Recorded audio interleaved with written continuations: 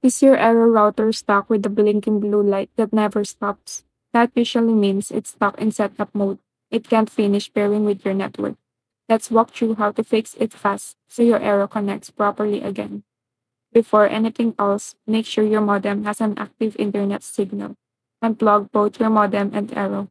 Wait 30 seconds, then plug in the modem first. Once the modem lights stabilize, plug your arrow back in. Open your arrow app and see if it detects your device. If it says setting up, tap try again to attempt connection. If you're setting up wirelessly, bring your phone closer to arrow.